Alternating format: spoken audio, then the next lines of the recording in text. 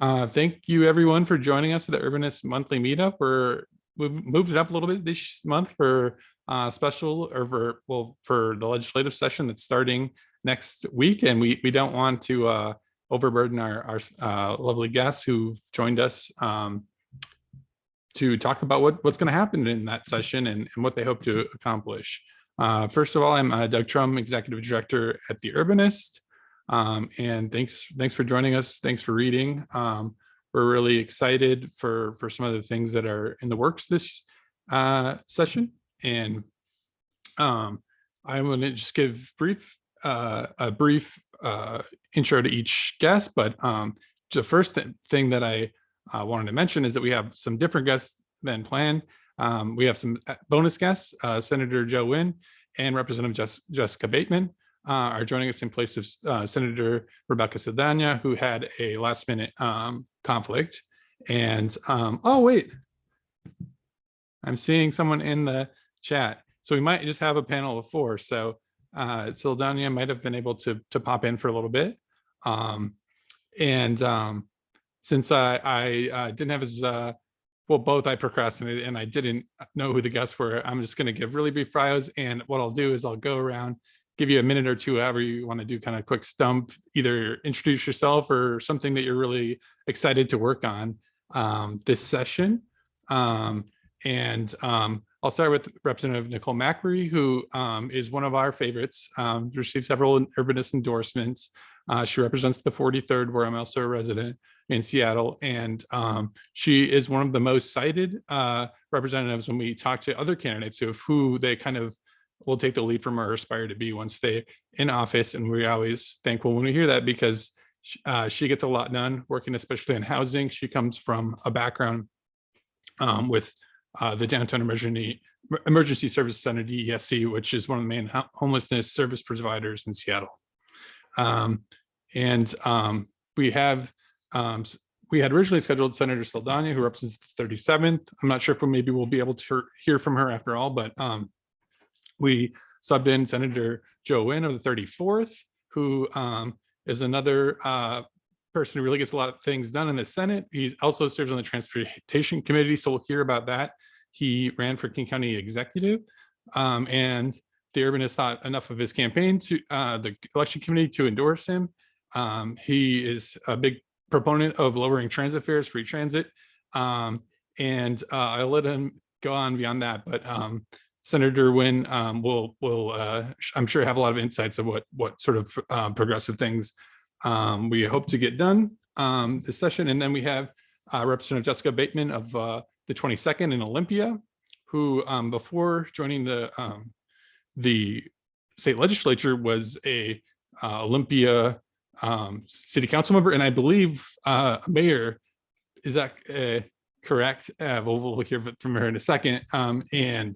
We worked on zoning reform there. It sort of had a whole saga of, they passed missing middle housing reform in Olympia. Then there was an appeal, but they did eventually get it through, and rightfully so. She's now leading on the issue in the state, and the state kind of cajoling some of these local communities, if not ending up having to do the rezone for them if they're going to be just not going to do it. So we'll see how that shakes out. The bill we covered this morning, I dropped it in the chat, and I can drop it in a bit for people who joined late. But here we go. I'm going to unmute all of you at the same time. And I will have, I'll have Macri, Representative Macri start first. Great. Yeah, thanks, Doug. It's great to be here. Thank you for changing the schedule and doing this the week before session. And I'm really grateful to see not only Senator Saldana, but Senator Nguyen and Rep. Bateman here. The 4 of us actually work pretty closely together on a number of different issues. So it's fun to be able to meet with a bunch of other urbanists to talk about some of the things ahead. I think, Doug, you covered me pretty well. I'll just say that I serve as vice chair of the House Appropriations Committee, and I serve on the Healthcare and Wellness Committee. I've served on Healthcare and Wellness since my time in the legislature was starting back in 2017, and work a lot in particular on behavioral health and on housing access and housing justice policy. Last year we did a bunch on tenant protections, which couldn't come too soon with all of the challenges that folks are having in the pandemic and in particular. And I'm glad, did you just want to do quick intros now and then delve into your hard-hitting questions, or did you want me to talk more? We can do quick intros now. Yeah, a minute to yeah, we can move on and go through more methodically with the topic areas. So thank you for keeping it brief.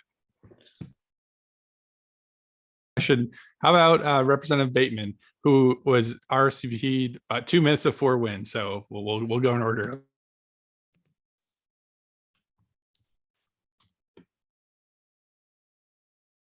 Looks like her mute might be on. It might be stuck on. There you go. There we go. They were take controls over the mute button. Hi everyone. My name is Jessica Bateman, and I serve to represent the people of the 22nd Legislative District, which is Olympia, Lacey, and Tumwater. Before serving in the legislature, I served for 5 years on the Olympia City Council. 2 of that was as deputy mayor, and I also served as an Olympia Planning Commissioner. And the city of Olympia has a really interesting story of how we tried to really holistically address housing, both emergency assistance housing, tiny house villages, permanent supportive housing, and zoning. So really looking at the whole spectrum.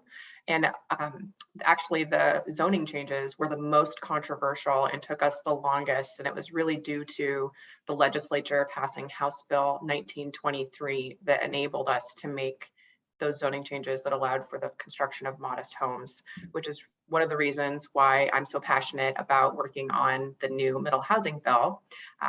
And so I'll be happy to talk about that more later. Thanks. Thank you. I'll go. I think Senator Saldana had to pop off, but I'm Senator Joe Nguyen from the 34th Legislative District. So for those who don't know, West Seattle, White Center, Burien, Vashon, and Maury Island, and then probably in like 3 months, Soto, South Park, downtown, and the waterfront as well. I am fortunate enough to serve on a variety of committees: energy, environment, and technology, transportation, which is something I'm very passionate about, and also human services, reentry, rehabilitation as well. So some of my most passionate bills are ones that oftentimes get neglected simply because they serve a population that oftentimes are underserved. But my goal is to uplift voices who have been historically left out. And I am very passionate about making sure that we have an inclusive community. So thank you so much for having us here today. Thank you so much. I'm so glad we could pull this brain trust together. And I think maybe I'll jump right into the most recent bill of the hour for us anyway.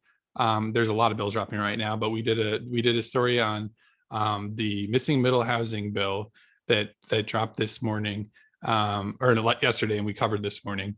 And I would like Macri, Representative Macri and Bateman to maybe introduce that, and we can kind of dig into the question, sort of what the plan is, and what's both for the bill and how it will improve zoning in local communities, and maybe as we get into a little bit, sort of like what the route through the legislature might hopefully be.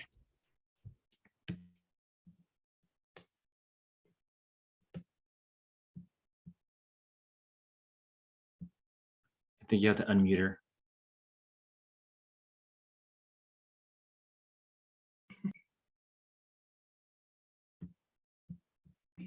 Okay, thanks for that. And if you can unmute Jess too, I'll give a little bit of background and then pass it to Rep. Bateman to talk about how we got to this auspicious day today. And just thank you, Natalie. You wrote a great article. Natalie's covered a lot of land use stuff in the past that we've done in Olympia, and so it was. I just thought a really helpful article and very timely. We've been trying to work on these land use issues and diversifying housing as a key element of addressing housing access and affordability and housing equity across the state for several years. We can't talk about this without talking about our colleague, Joe Fitzgibbon, who's been a real champion on these issues as well. Rep. Bateman referenced House Bill 1923 from a few years ago, which was an incentive based bill to try to incentivize cities to do the right thing, to be better than they had been doing.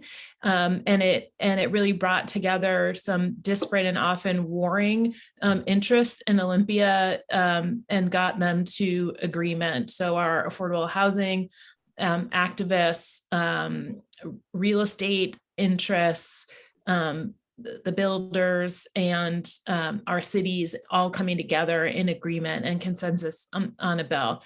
And while we continue to look for those opportunities to incentivize cities, as the housing crisis has gotten ever worse and spread more and more into other areas of the state, for instance, Boise, Idaho is leading the nation in terms of rapid housing cost increases, but Spokane, Washington is not that far behind. So when we think about high cost areas of the state and rapidly increasing housing costs, we often think of Seattle, but Seattle currently isn't seeing the kinds of rapid increases in costs that we're seeing in some other parts of Washington state. Tacoma and Spokane and other areas are beating us out. While we still have the highest costs, our costs are not escalating as quickly as other areas.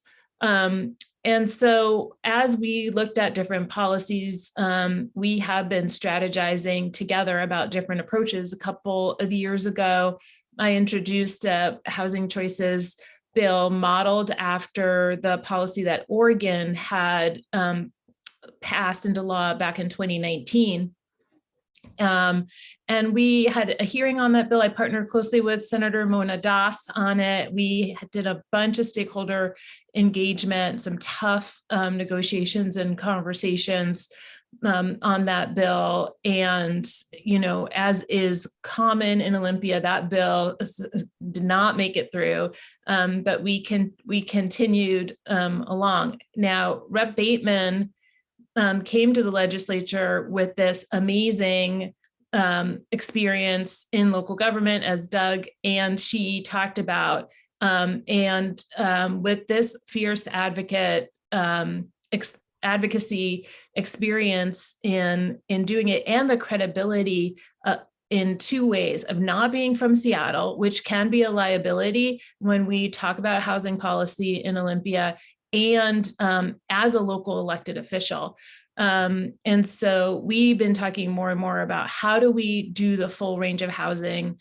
How do we put in place the full range of housing tools? You know, I have been known for my work over the last few years, in particular on renter protections, and have become quite knowledgeable about the Residential Landlord-Tenant Act and how we can improve that really as an anti-displacement strategy to protect people's homes and their ability to retain rental housing.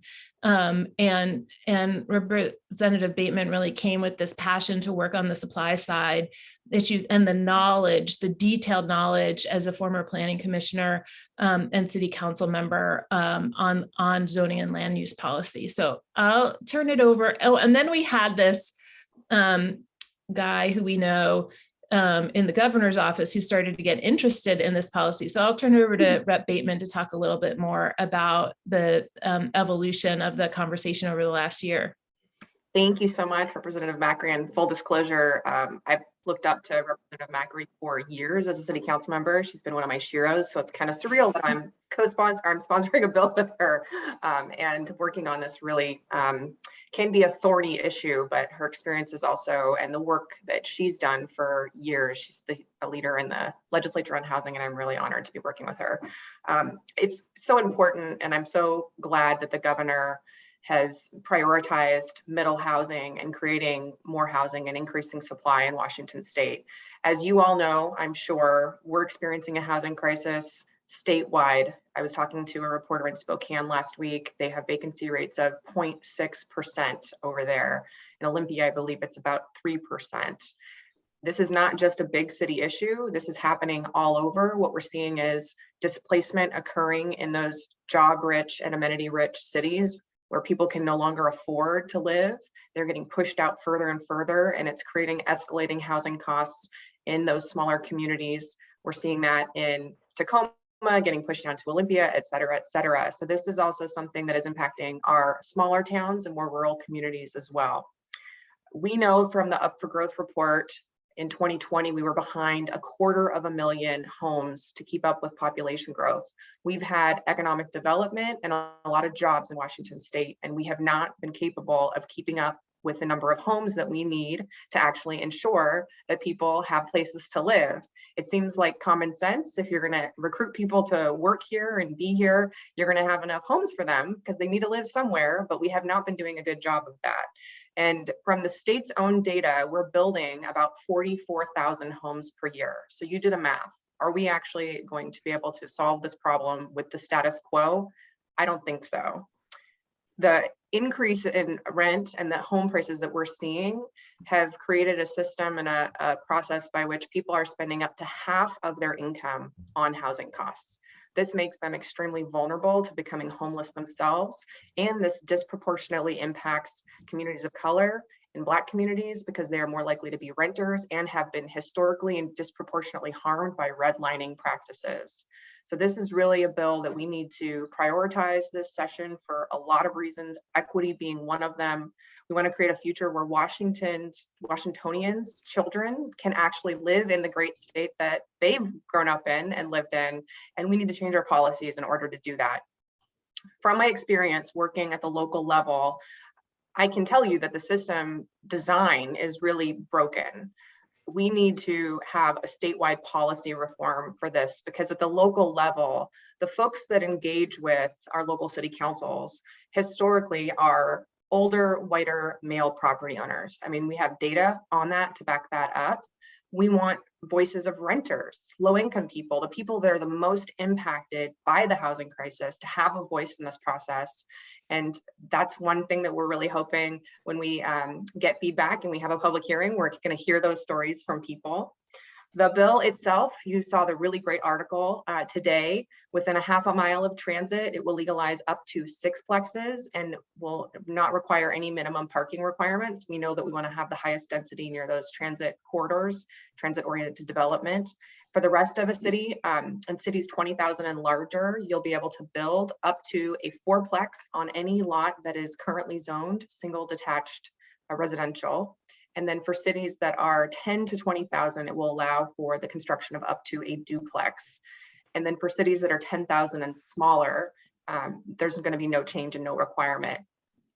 I will say that this is not a silver bullet. We need to take this action at the state level because what gets built and where is decided by local city council members and city councils. We've been trying that process for decades, and this is where we are today. Insanity is trying the same thing over and over again and expecting different results. We don't have time to wait. I have constituents in my district. I have a veteran who is going back to school. He'll be the first person in his family to graduate, and he's living on a 25-foot boat because that's the only thing that he can afford. It has no hot water. I've talked to young people in my district that are living in converted garages, people that are seeing rent increases that are so high, they're concerned that they're no longer going to be able to live in the town that they grew up in. This is a crisis. We need to respond with a solution that's commensurate with the actual crisis that we're dealing with. Right. I believe that this is urgent. I don't think we have time to waste. And in fact, if all of you are urbanists, you know that even if we were to change this policy tomorrow, if it was enacted tomorrow, went into effect tomorrow, it would be years before we actually saw those doors open and unlocking opportunity for Washingtonians with permits, with impact fees, with all the construction and actually doing all that work. So we're going to pass this bill this year. And then I'm committed, and I know others are in the legislature too, to look at the other barriers to constructing housing, because with the crisis at hand, we need a Marshall Plan. So impact That's fees, right. permitting, we need to look at all the different elements, also financing to make sure that once we make these zoning changes, low-income people and communities of color can actually purchase these homes that are more affordable to ensure that they have intergenerational wealth building opportunities. So I'm looking forward to digging into that work in the interim and talking if you have more questions about the bill, but I've taken up a lot of time. So.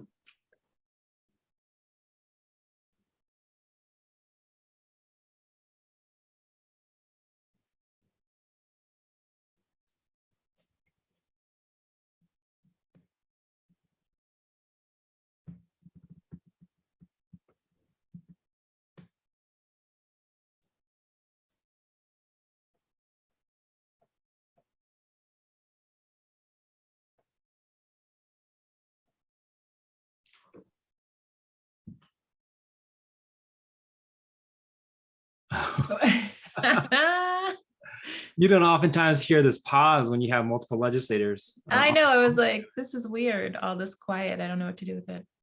I think you were accidentally muted here. Oh, can't. Yeah, Jess is in charge. It looks like she has the power. Well, yeah, Jess, you might need to unmute Doug. But can I just say, your comment, Rep. Bateman, can we solve this problem with the status quo? I don't think so. I think that should just be a bumper sticker, or actually, or on our patch on our backpacks or something like that, right? Like that generally is the response to most things that we face.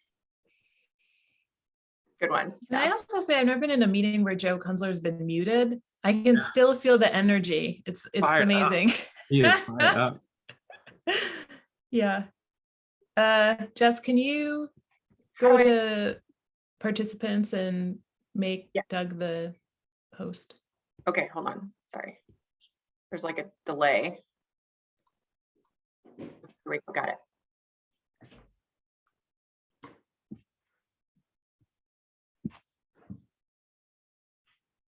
All right. All right. Okay. Sorry about that. I have to remember not to use that mute. I have a mic mute. Yes, I am professional host right here. Very, very good at this job. Sorry about that. We will try to avoid doing that again. Thank you for the great explanation. I may just ask a quick technical follow-up since we are sort of a nerdy, wonky lot here. Just to drill one layer deep on that bill, and I know it's just fresh out of the gate, so there might be a few tweaks.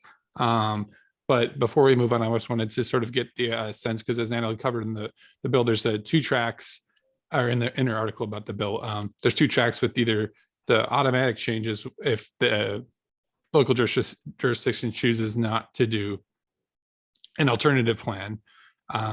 Most jurisdictions like Seattle, the larger jurisdictions, would have 6 plexes near frequent transit, but also have some lesser changes everywhere in the city that's residentially zoned in single family zones.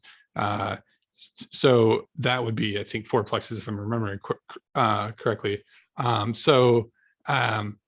If they take the alternate plan, is the bill designed that's likely, or is it sort of like equal choice, or are you trying to hope that doesn't happen? Or what sort of, is it just kind of like, you think it ultimately ends up in the same place? Oh yeah, sorry. Let me pass that back to you.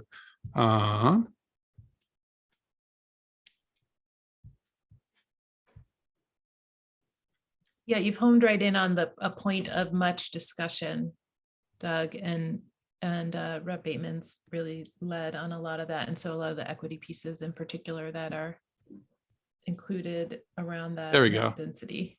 She can speak to that. There we go. I think the secret is not muting myself. I'm just not going to do that. Yeah, go for it. Okay. We're not getting a lot of background noise. Apologies for that. When you're actually on the main screen, I can't even get to the unmute spot. So that's why I just right clicked there and I figured out completely. Apologies. So there is so this is governor request legislation, and one of the questions in the chat was, what's the opposition statements to this? Well, the opposition statements are that cities should retain local control. There's a whole litany of them, as you can probably imagine: infrastructure costs, a whole bunch of things that have actually not been proven in data that we can see. Or there's also an argument that there's not enough data, so we shouldn't do it because we don't know what's going to happen. But the biggest opposition will be the Association of Washington Cities that does a really good job of representing a diverse collection of cities all across the state, both large and small. And they've got to, thread that needle of representing different opinions like any board and group does. However, on this issue, I do believe that they are wrong and that we need to move forward regardless. I think that cities, we've seen how it works. So we want to try something new. That's what you do. You try a different strategy. There is an alternative in the bill for cities that don't want to do the duplex or quadplex option based on their population size. However, and it's a minimum net density, which means a number of units divided by the number of lots over the whole city. If they choose that route, they have to demonstrate with findings of fact publicly that that alternative does not have racially disparate impacts, nor does it further housing segregation. We've seen cities in the past allow for higher density only in certain areas of the city that tend to be lower socioeconomic backgrounds, and then also communities of color or doing things like next to highways. We don't want that, so that's why that language was included. So we don't have displacement, so we don't have just congregating density in only certain parts of cities, which is really a flawed way of thinking about how we plan for our future. So I think that threshold is extremely high. I don't think that cities will be able to actually do that. So in essence, I think that it will be the duplexes or quadplexes based on the city's population size. And if folks, what we really need is people to co-sponsor the bill. We need to demonstrate to the committee that this will be going to, that this is something that people want, that we are desperate for a solution. So please contact your legislator and ask them to co-sponsor this bill so we can send a clear message. Great, thank you for that explanation. And just so I clarify, in case I muddled it, the alternative plan only covers the areas, as I think you were pretty careful, Representative Bateman, to mention that it's the quadplex and duplex area, which is outside of the transit walk sheds, which are a half mile. So even if a city takes an alternate plan, it would still be a TOD, a transitory development rezone. So that is worth underscoring because that's really great, and would in a city like Seattle or another other cities with really pretty solid transit coverage. Yeah, a lot of the city is in that walk shed. I also wanted to kind of pivot to homelessness because the governor actually included this in his homelessness plan. And I think that was a smart thing to do because you kind of need to start solving the next generation's homelessness problem as you're dealing with ours. I was curious if anyone had any reactions to the governor's homelessness plan. If there's anything you'd like to add, or if you're all pretty supportive of it. Since we haven't heard from Senator Nguyen in a second, I'll go to him first, but I also definitely want to hear from Representative Mackery. Yeah, no worries. I'd be happy to defer to Nicole Mackery as well, because she is the expert in this space. But when we talk about having more density and ability to build more affordable housing, you have to pair that with the resources to actually make that happen. And I think one of the biggest things that's being proposed for this next legislative session is hundreds of millions of dollars towards funding for either permanent supportive housing or just housing in general as well, including about $100 million towards the Housing Trust Fund. So I think that's part of the key in terms of how do we actually address this issue systemically. It's being able to have a housing supply, having the resources to build it out. And then even on the other end is how do you have more basic needs programs to ensure people stay safe and stay housed? Because oftentimes it is much more cheap. It's a lot cheaper to keep somebody housed than it is to take them out of homelessness. Mm-hmm. So if you're able to have these holistic approaches all happening at the same time, that's how we tackle these issues. That's how we rectify the wrongs of the past. And you can't just rectify the issues of the past without rectifying what they're going to be in the future as well. And that's what this legislation does. So you see a whole continuum being addressed over this next year. And by the way, it's a short session. So the fact that you see legislators with this much passion to address these tough issues in a short session is a testament to the work that's being done right now. And I think it's important for us to be mindful of those dynamics as well, is because we have to push even stronger in these dynamics, is because you will see a lot of forces who are worried about what this next election could be that might slow some of this stuff down. So that's just kind of on the, politics sides of how it goes. But at the same time, that means for us, we can't solve this problem with the status quo. So we got to make sure that we actually push harder for these issues as well. Yeah, that is very, very well said. And I think Senator Nguyen is foreshadowing issues of concern that I know that folks who in this Zoom room who've been involved in politics at the state level have understood, right? That disappointment from Democrats of shying away from progressive change because of concerns about what this will mean when they go back out to their what taking progressive votes might mean when they go back out to their voters in more suburban or swing districts. And so we've been doing a lot of work, and actually Rep. Bateman's been doing a tremendous amount of organizing among legislators over the last many months to really get us talking regularly about housing policy, around the urgency of these issues, and to sort of hash out some of the concerns that come up around these policies. We have a number of suburban mayors and councils who are pretty vehemently opposed to any statewide land use / zoning policy. We got a real taste of that last year when we ran House Bill 1220, which was the GMA affordable housing requirement bill. And so we've been doing more organizing than we have in the past. It with great thanks to Rep. Bateman's awesome leadership on that front. To comment on the governor's homelessness plan, I think it's really, really strong. It includes a number of capital investments, which we were somewhat expecting. We do have a significant amount of one-time money. And when we look at the governor's budget, he uses a lot of those dollars to invest in infrastructure.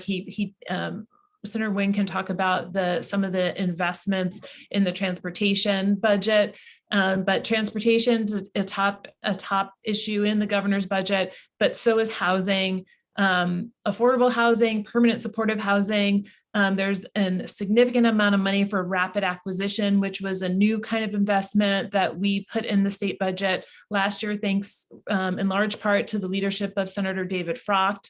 That resulted in a few buildings in Seattle and King County being purchased. In fact, Lehigh purchased a couple buildings on Capitol Hill. They took advantage of this opportunity. They got match money from the city of Seattle.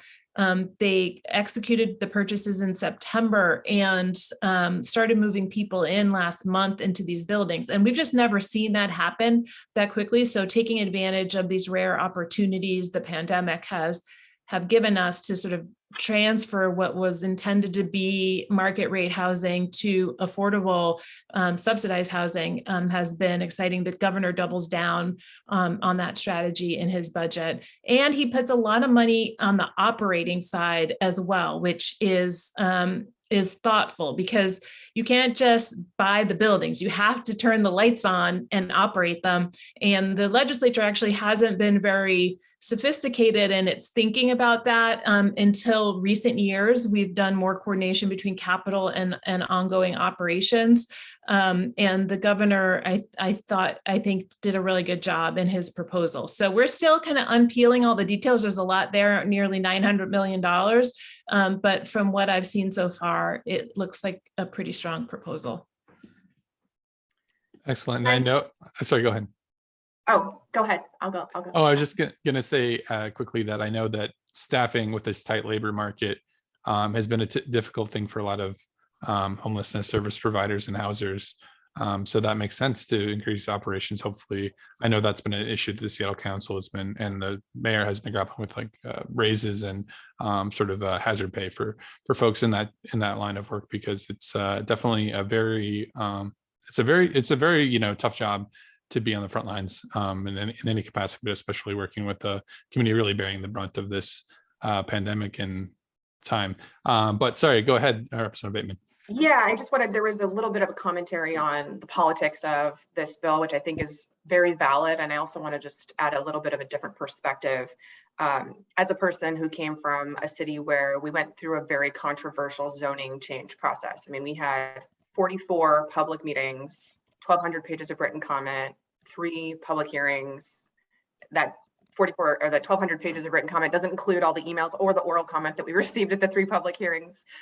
So I understand that it can be controversial, but what I would say is there's a cost to upholding the status quo as well. You know, when people don't see progress, when people see a Democratic majority in both the Senate and the House, and they don't see changes that actually impact their lives, and in fact, they see the situation for themselves growing worse, which is what we're living right now. When they see homelessness growing, we know that there's a connection between housing and homelessness. Frankly, we can't afford not to take action on this issue, in my opinion. And I'd also say that from my own experience at the local level, people are supportive of diversity of housing choices. It's the loudest people in the room that are the people that are opposed. And those are also the people that are benefiting from the current system and who have historically had political capital to spare and have had the biggest influence at the local level where these changes actually occur. So I'm not surprised that the association representing cities is opposed to this. And I'm also not surprised that the Elway poll that came out that asked, do you want to eliminate single family zoning, had overwhelming opposition to that. Not only by the way that the question was asked, but also the fact that only 11% of respondents were under 35 years old. Those are the people that are our future, and we need to be hearing from them. And we need to not be asking loaded questions and being shocked by the answers that are the same that they would have been 50 years ago. We have to look forward. Also, these policies are the best thing we can do for our environment. As a local city person, the biggest thing that we can do is our land use. So how people get around, having livable, walkable communities, having amenities within a quarter mile of transit. Someone put in the chat, it's a quarter mile of transit in this bill, but it's actually a half a mile. I know a quarter mile is that walking distance. So it is further. That's the future we want. And that's why I think we should definitely move forward on this. That being said, I understand that people have concerns. I just really want us to recognize that there is a growing support for this, and we need to lift up the voices of the people that do want this, and we need that organization to be a juxtaposition to the opposition that we know will be there. Yeah, thank you so much for that. And I haven't dug into that LA poll yet, but yeah, the wording of the question can have huge impact, and we could probably do this whole meeting on the zoning bill alone. And I will have one more comment, and I promise we'll move on. I also just wanted to mention that in Seattle polling, when they asked a slightly different question about increasing density within single family zones, the response in a Northwest Progressive Institute poll was very positive. It was well above water. And that definitely shows that, you know, Seattle, the opinions on that might be a little bit different than a statewide LA poll. And I think it's interesting that a lot of communities, they say, I don't want to become Seattle. But their zoning is almost exactly the same. You know, 75% single family zoning in Seattle, roughly 75% single family zoning in Bellevue. You could enter a community, except for Olympia, because it did change its zoning. And most of them have instituted very similar housing policies to Seattle, like as you mentioned earlier, doing the same experiment, expecting a different result. We're not going to get similar results. And I will pivot to another governor question that I promise I will ask some questions, and not all about Governor Inslee, but does seem like he's taking a more active role in sort of setting the agenda this session. So let's talk about his climate bill a little bit. We touched about it a little bit before we started the formal session on the with the ferry electrification money, and there's also a lot else in that, including rebates for electric vehicles and including e-bikes. So does anyone want to jump into it and kind of offer a take on that? Yeah, I can do a quick, there's a lot that has been proposed as well, and kind of Rep. Bateman kind of hinted at it, but when you talk about housing, that's also an impact on climate change. When you're able to have more density and have transit associated with it, you can lower the vehicles miles traveled, you can have more energy efficient buildings, lower the emissions overall as well. And that's kind of one of the proposals that we're working on with the governor's office, is decarbonizing the building sectors, having more stringent requirements as it relates to energy efficiency, phasing out certain types of fossil fuels as well. One of the biggest things, in fact, also is to successfully implement the Climate Commitment Act, because a lot of the funding from that program will go towards being able to invest in some of these projects, and not to mention investing in more clean transportation, like you mentioned, with the EVs and also the ferries. And then just making sure that we build clean energy in Washington State as well. So we know of wind, we know of solar, there's other technologies that are available, and how do we attract this in this state, and how do we ensure that we potentially can manufacture them here as well? So I see kind of a storyline that's being built with some of the packages that we're showing now, and really it's addressing some of the systemic things that progressives have been talking about for decades, right? So this is none of this stuff, I think, for folks on this call would be a surprise in terms of, yeah, that's a good idea. It's just now that they're being brought to the conversation. I think I'm so thankful that Rep. Bateman is now in the legislature as well, because there's a handful of us that are very passionate about these issues. And oftentimes when you talk about these issues over and over again, people kind of write you off a little bit. But if you build a coalition coming in like this, you can't ignore us anymore. And I would say a good chunk of the legislators now are in fact progressive, not necessarily the majority, but that does push the conversation forward as well. So there's a significant amount of being done in the climate space, everything from our transportation infrastructure to buildings to even investing in clean energy in the future. And that kind of leads to one of the biggest things that I think folks are aware of is the transportation package. Obviously, we have a supplemental package, but we want to pass an actual transportation package in Washington State this next year as well. It won't be easy, but I do think that there is a path. We had a good briefing on it in the Senate this past week, and I'm much more confident. There were some changes in that committee this past interim. And because of that, I think we have a much more direct path towards victory, I think, in that space. And I feel very confident that we can work something out in this session. I'm really glad you made that connection, because that was going to be my segue anyway. So just to underscore why we talk about transportation so much when we talk about climate, in our state, that's the #1 source of climate emissions. And in Seattle, it's even more. Well, I mean, it's almost 2/3 of climate emissions. Yes, I wanted to give Representative Bateman and Macri a chance to say something about climate. If they don't have anything to add, we'll pivot over to the state transportation package a little more. Yeah, I'll just comment to say that there are a number of really great bills on climate. The building decarbonization package of 4 bills is the governor's package. And I think, I don't know who the Senate leads are, but Representative Alex Rammel, Davina Dore, and David Hackney have been working closely with the governor's team. It's me. I'm sorry. Oh, it's Marco and I are the ones doing it. Oh, that makes perfect sense. Yeah. And I am joining Rep. Rammel on the targeted electrification, or sometimes called the fuel switching bill that thankfully Seattle City Light's been a big proponent of, but it remains quite controversial. It does the statutory change that would allow utility companies to incentivize consumer switches to electric, and so we'll be pushing for that and for the full package. And Rep. Rammel's been doing a lot of organizing around that as well. He actually did a clean buildings tour in Seattle over the summer to try to do some education with legislators on those issues. So there's that. All that's exciting. And you mentioned the electric car incentives. I worked with Senator Leas and Rep. Rammel on an executive order that the governor put into place. Actually, he announced it when he was in Glasgow to move all public fleets at the state level to 100% electric in 2035, which is actually a pretty ambitious goal. It's not just that purchasing all new vehicles, but to do a full transition to 100% electric. There's money in the budget to do that transition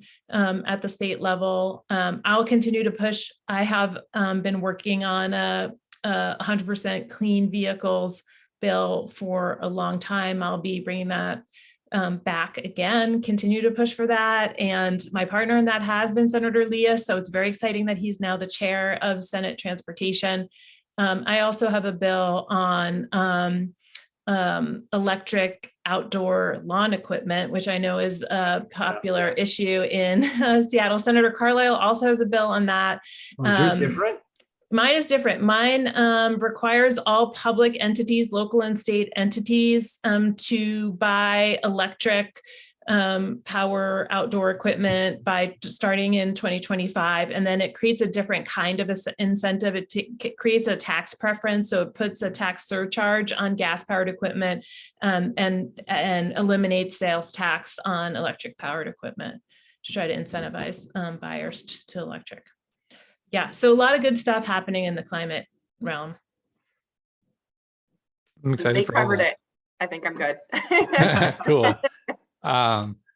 Let's dig into the transportation issue a little bit more then. We were excited to see the e-bike rebate included within the governor's climate plan, but the other spending in the climate plan largely trended towards electrification things, but folks in the sort of walk bike roll community, we're definitely hoping to see in transit community especially, we're hoping to see the state take a bigger role in funding those things, and our state doesn't fund transit at the same levels that many other big states do. So I was curious if you, Senator Nguyen, had any thoughts about either if that state transportation package will take that tack, or if there's other bills in the works sort of trying to help local communities boost their transit service, increase safety, and things of that nature. Yeah, no, I think we have a very good opportunity in front of us just with the makeup that we have right now. And I think there's certainly an energy and effort behind making sure that we pass something this year. And there's a very strong contingent of folks in the legislature who are very thoughtful in terms of how do we build infrastructure going forward. So that way we have a bias towards multimodal, we reduce our dependencies on highways and more roads. Obviously, there's going to have to be a balance in terms of what you need to do in order to make sure that the bill passes candidly. But if you look at some of, well, I don't know if you actually have seen it, but in some of the early negotiations that we're seeing right now with the current package, I do think that there's going to be a significant investment in more carbon reduction and multimodal. In fact, probably on par with potentially some of the projects as well, if not maybe more, depending on kind of how it all shakes out. I think that's in large part to some of the progressive voices that we're seeing pushing for that change. And also, we talked a little bit before about how do we reduce cost of the transit infrastructure. And obviously, one thing that I've been pretty passionate about is just free transit. That may not necessarily be possible all in this package, but at the very least, targeting certain populations to ensure that they can have access to free transit, say, for instance, youth under 18, in order for us to build that kind of habit of using public transit and growing that in our state as well. So I think in this next package, there is a lot to be excited about. And I think, again, there is a lot of passion for us to pass something in this legislative cycle. Given the dynamics, say, for instance, with the gas tax and whatnot, there's been some hesitations over the past interim about what that might look like. But because we're able to use some of that Climate Commitment Act and also federal dollars, I think we'll be able to get to a good spot in terms of how big the package would be, but using funds that are existing and not necessarily net new, which makes it candidly a lot easier to pass from a political perspective. Great. Yeah, I know that there's sort of a feeling that the gas tax is unlikely to be raised this session. Is that correct? Yeah, I think that's been loud and clear for folks. Yeah. Okay. Yeah, as long as the money's there, I guess, there's always other ways to get it. Any other thoughts on transportation from the representatives on the call? I mean, I think many of us are trying to think about the transportation package as really a down payment, working with the one-time resources that we have now to many of us are advocating for the fix it first approach, and to really make these investments that we know are needed for a climate future. But we know that it's probably not going to be to the scale of like what some of the conversation was last session and through some of the interim. And so there's going to be more work to be done. But I do think with Senator Elias there, many of us are feeling more hopeful that we can see some significant investments being made this session, which is cool. Fantastic. Yeah, and we definitely noticed last session that where the House transportation package started was with a lot more money for transit than it was in the Senate bill, and both bills had a lot of highway pork, to be honest. But you know, I know that's sort of the sweetener that makes the medicine go down in some cases. But we're, you know, folks in the climate community are really hoping that transportation package, if it does pass this session, and it might need to pass before we can actually start collecting money from the carbon pricing system, based on how that lawsuit goes. You know, that is both, you know, as responsible as we can possibly make it.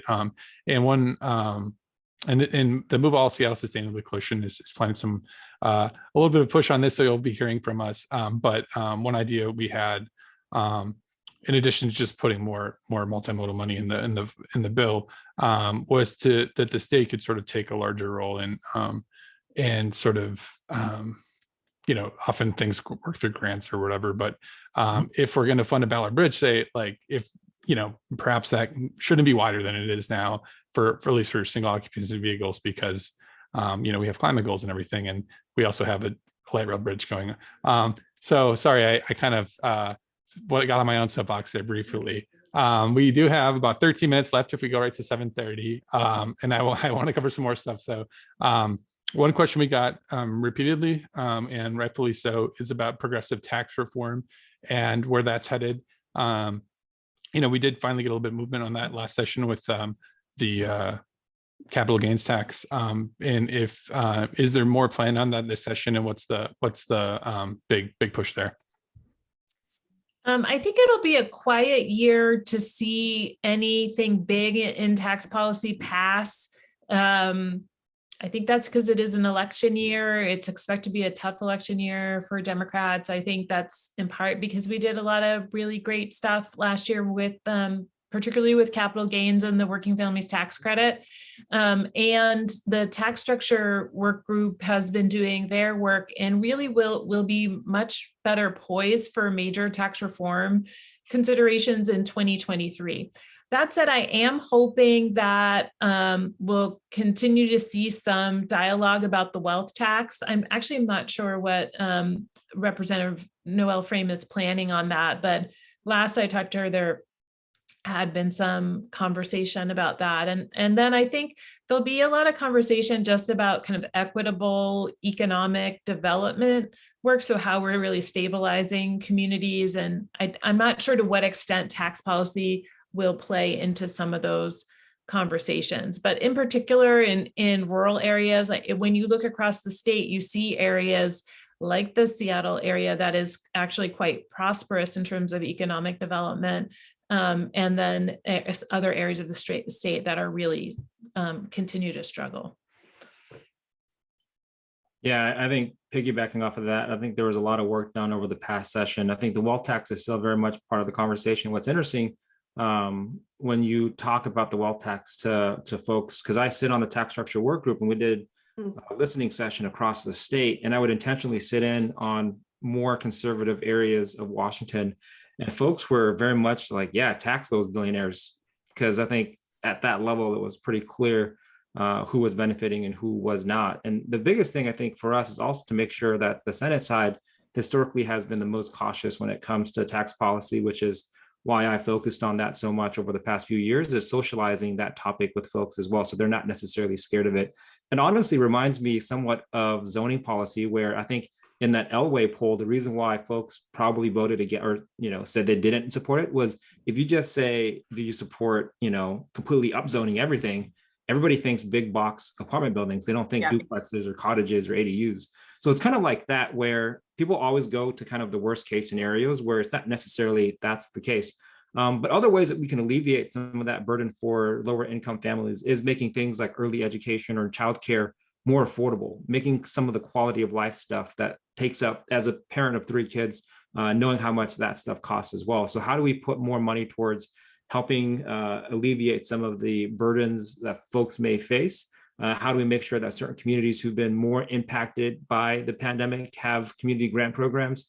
Things like that is how do we invest our monies in a way that is strategic to actually address kind of the root causes of our broken system. But I think we all support taxing the poor. I support taxing the rich, and I would very much like to keep pushing that issue, the legislature. Great. I'll just add a little tiny bit because they covered most of it. I also agree that a wealth tax is very politically popular, and especially now that we've seen, I think it was politically popular before the pandemic, but as we've seen reports of the wealthiest individuals making profits during a pandemic when people are struggling and people are dying, I think it's become even more stark for people that they see that reality, that there really is a difference. And that with the fact that we're the most regressive in the country for how we have a tax system, I think really conveying to people what we're going to be doing with that money to help improve their quality of life, especially for working folks and low-income people and people of color. You know, the LA poll also highlighted how economic issues and quality of life issues are the number one things that people are concerned with, although I do have questions about who they're actually polling. But I do think that people are concerned with the cost of groceries, with inflation, with gas, you know, so childcare, you know, how can we ensure that we're taking that money, we're having a wealth tax and actually translating that into something that people understand the benefit they're getting. I think they're supportive of it, but we also want to show them how we're helping to make it more equitable for them. And I think we can do that. Also, there's over 660 tax breaks, and we need to look at reevaluating those. And I know that that's something the tax work group is committed to. I just have to say it out loud. Tax breaks add up to more than the budget itself. Yes, mind blowing. Yeah.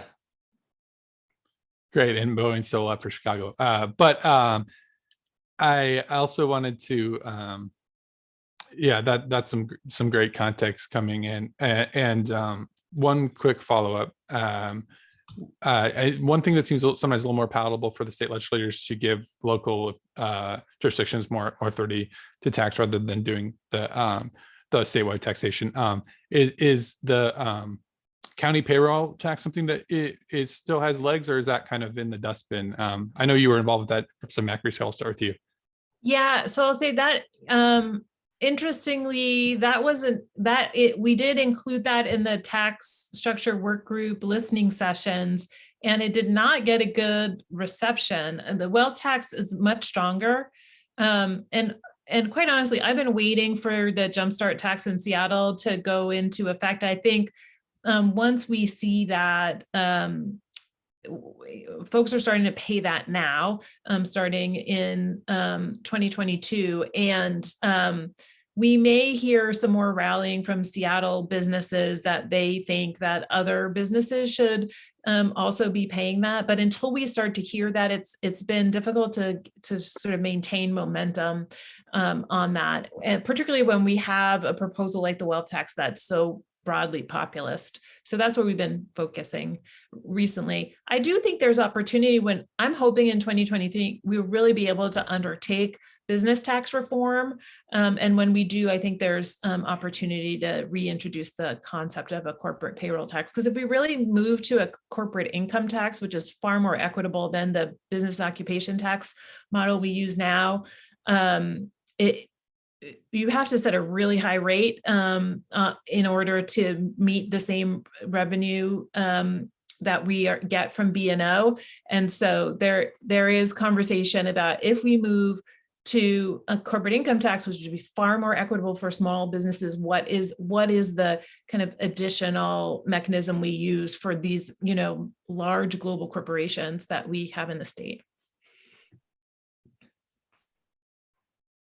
Great. We have about 5 minutes, maybe a little bit more, and a few more topics that came up. I guess I'll hit on the redistricting thing right now, since that's fresh of mind.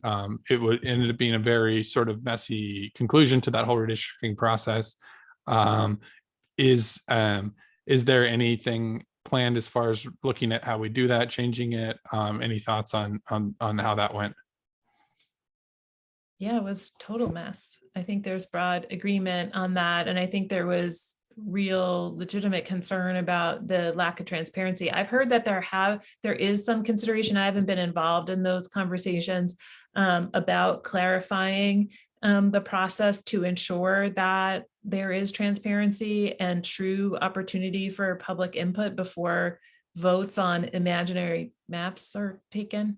I don't know if others have more background on what's being considered. Yeah, I mean, it was, I think the biggest context that we have to have, at least as Democrats, is that the map 10 years ago wasn't great. That was also a concession that the legislature or that the Democrats made for a variety of reasons. So we were already building off of an inequitable map. And with that inequitable map, we were still able to win the legislature, right? So the fact that it didn't get better was a little bit frustrating, I think, for a lot of folks, because we don't see this as equitable. And the fact that Yakima, I still think that there is ambiguity in terms of it complying with the Voter Rights Act is a big deal for us as well, and making sure that we actually have districts that represent the district itself. I do know that there is a lawsuit that is potentially out there as well, but candidly, with how close these elections are, if you had a long drawn out election, you can feasibly be running in a district that you no longer represent, which a few folks potentially could be in that position as well. So we'll see how that plays out. Personally, I'm not, from a political perspective, if the courts had decided to jump in and made it more fair, that'd have been fine. But I'm actually glad that they chose not to, just because I do like that separation from the judicial branch versus the body that is supposed to govern it. I just wish that they had come to an agreement before the deadline in a transparent way. And I would pivot to maybe transparency laws in general, because we did get a question about that in the chat as well. And it's interesting how those interplay. I've heard one take that the transparency rules are almost too strict, and that was why it was hard to negotiate. But there's also instances where, like, we have these transparency laws and you can be mayor and delete 10 months worth of records from your cell phone. And apparently, as long as you don't run for re-election, there's really not any long-term consequences from that. So what's the sort of, is there a legislative solution to that right now, or is that just too much of a mess on both sides of that? Whether it's like making a path for there to be, more negotiations that don't have to be fully in public view versus making sure public records also are respected. Yeah, I think it is a tricky balance. And I'm not as familiar. I think Rep. Bateman's probably more familiar with the OPMA, which has significant impacts at the local elected level more so. I mean, I was there for the drama. I don't know that Joe and Jess were there for the drama around the PRA. The Public Records Act and the legislature. That's probably why I'm a senator, actually. That's because my senator left because of that. Yeah, that's right. Sharon actually was implicated in a lot of that. That was a really important lesson for me as a first-year legislator. So coming in as a new legislator, I hadn't really known a world where elected officials weren't in the legislature, weren't subjected to the Public Records Act. And so I think if you want to be in elected office, you've got to deeply appreciate the need to act transparently and just act in a way, assuming that people are going to see what you're saying, see what you're writing. And that has been a big culture change in the legislature. Thankfully, in the last 5 years, we've had a lot of newer, younger, more diverse members coming in who I think understand the deep mistrust between government and community. And there's, I think, a lot more appreciation for transparency. But to the technical points around redistricting or other kind of reforms to the Open Public Meetings Act, I'm just not as knowledgeable about those areas of law. I'm not either. I just know, I came here from local government where we had a really strict, so when they, coming in, it was very normal. I'd have to look into how the Open Public Meetings Act actually applies to the commission. And I know I've heard that there was a lack of transparency, but I'd have to look into what changes would be necessary for that. But I generally believe that, we're doing the people's work and the people have the right. And I expect that they will be asking for information about the work that I'm doing, whether that's an email, a text message, or a meeting or whatever. And we act like it's going to be revealed anyway. And so just, do the work that you want to do and that you're proud of. So I maybe had two questions. We're technically over time, if that's okay. Is it okay if I keep going? Thank you. It's a rent control question. I wanted to bring that up because that is definitely something that you've led on, Representative Macri. And I know a lot of tenants are really worried as eviction moratoriums are lifted and have been lifted in many communities across the state, that it's going to be payback time from landlords, and tenants are going to be in the crosshairs, and they're going to be milked for everything they're worth, since they might be expecting that they have a little bit extra cash in the bank, maybe. Is that something that's in play this session? And what's a good way to do it for our state? Yeah, so I have a bill draft I've been working on. I haven't dropped it yet, only because we've been really trying to work on a nuanced policy. So I was getting clear signals that doing a straight rent cap bill, as I've introduced in the past, would be really difficult to get done this session, right? We passed Just Cause last year and right to counsel for low-income tenants and a bunch of eviction resolution and eviction protections last session. And landlord-tenant law is really politically contentious in Olympia. And so we have been hearing from a lot of legislators that they're hearing from renters in their district about these exorbitant rent increases. And we've also been hearing about rent increases that are used to get around Just Cause, because we made concessions on the Just Cause policy. And so for tenants who are in term leases, they don't have the same kinds of protections as tenants in month to month. So a lot of landlords have been basically forcing tenants into long-term leases by saying, and being in a long-term lease isn't necessarily a bad thing on its face, but what it means is that tenants won't have these Just Cause protections, and landlords can just give 60-day notice to end the tenancy at the end of the lease. And so some landlords have been saying, I'm going to you cannot go month to month, but you're going to have to pay $1,000 more a month than if you go into a lease. So basically coercing people. So we're working on a policy that would provide a pathway for tenants to file a complaint, say with the Attorney General, if they were to receive rent increases over a certain amount of money that the tenant believes were being done to violate, to limit their ability to get the full range of protections in the Residential Landlord Tenant Act. Basically, if landlords are exploiting the loopholes in that act by forcing economic evictions, so they wouldn't have to actually give legitimate reasons to end a tenancy. So we've been working on that policy. It's a new concept. We don't think they've done it anyplace else in the country. And we think it's a way to have the conversation about what the real problems are about excessive rent increases without getting mired in the age-old debate around rent control. So we'll see. And we're also working on extended notice for large rent increases as well as another strategy. So we're taking a couple of different approaches on it.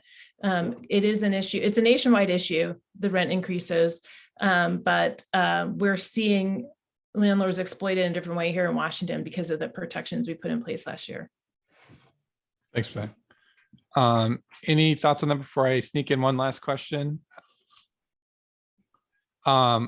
I maybe picked too big of a topic to end on, but such is how I did this. And another really big issue in Seattle, and we saw that in this past election, is obviously public safety and police reform.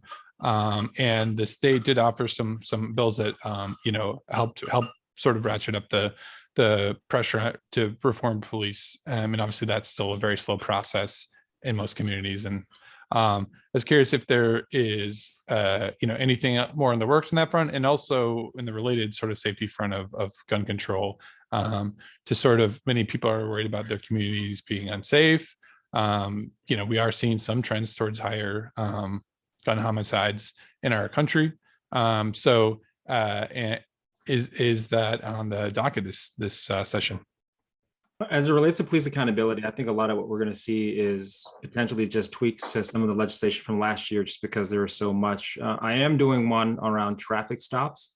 Most of the interactions as it relates to law enforcement and the community that can go very negatively is because of traffic stops, and oftentimes what's called pretextual stops for things like taillights, tabs, stuff like that. So working on legislation on that front. Washington's a unique position. It's too wonky, but we've banned pretextual stops, and then we allowed for mixed motive stops. So they're technically banned, but then they're used in a weird way. So trying to close some of the loopholes that are being used right now on some of those spaces. Real quick on gun legislation, I know that Representative Berry is working a lot in that space, along with Marco Leas as well, to ban high capacity magazines. And in addition to that, having just funds associated with tackling gun violence as a whole as well. So I'm not the main sponsor of those things, but very supportive of their work. Thank you for that efficient rundown. Yeah, dinner time. I can wrap up unless either of you had any final thoughts. I'll just say, back on the 1782, that's a bill that'll go to the local government committee. That committee is chaired by Representative Paulette of the 46th legislative district. And it's a relatively small committee. I would encourage you to take a look at that committee membership. And so in terms of advocacy, that is the place to kind of focus the initial advocacy, is to members of that committee. And I would say to the chair in particular. And I think many folks who have been in the 43rd are likely to be moving to the 46th. So they may feel compelled to reach out to Representative Paulette on that bill. Yeah, and please do that. And the first step, really getting those co-sponsors. If you don't live in Representative Paulette's district or one of the Democratic members on that local government committee, you most likely live in a district of a progressive lawmaker, or a Democratic progressive lawmaker. And it would be super if we had those folks really leading on the front end of this. And so having you contact them, we really, like we said before, the loudest voices in the room have historically been the ones that have been heard on this issue. We need to amplify our voices and the voices of working people on this. Thanks. Thank you so much. Thanks so much to all three of our panelists, and especially to the late fill-ins. You did an excellent job. Thanks for bearing with my awkward I eventually figured out how to keep myself from either muting you or muting myself. Thanks to everyone who joined us, and we'll be back on our normal second Tuesday next month. We're glad to be able to accommodate session, and excited for session to start. Good luck this session. This video will be posted, so shared around if you know anyone who would be interested in learning more about what's happening, because this was a really great rundown. And thank you so much for your work and your insights. Thank you so much. I can unmute everyone, I think. Good night. Have a good night. Everyone. Bye. Goodbye, everyone. Thanks for having me. Thanks, Joe. Appreciate your questions. Yep.